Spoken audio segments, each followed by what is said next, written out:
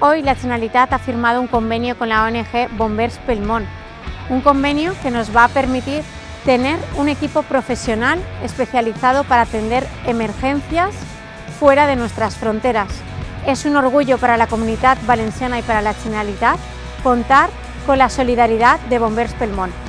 Desde el Ayuntamiento de Valencia tratamos de colaborar en todo lo que podemos con la ONG Bombers Pel Món y estamos trabajando también junto con la Concejalía de Cooperación también para formalizar un convenio con ellos también de apoyo duradero y estable continuo por parte del Ayuntamiento de Valencia.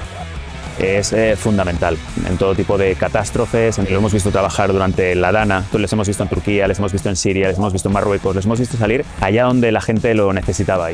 Hasta la fecha Bombers Pel Món ha estado en 15 países, sobre todo en Latinoamérica ha trabajado muchísimo, prácticamente más que los propios recursos de nuestros socios, de algunas propias subvenciones que hemos conseguido de algunas empresas como la Caixa.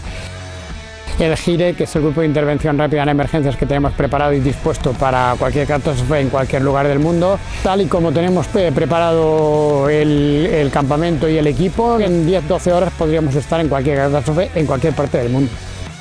Bombers Pel Món para nosotros es un orgullo poder trabajar con ellos, darles soporte, porque hacen una acción humanitaria increíble, que de verdad salvan vidas y que son ángeles de la guarda.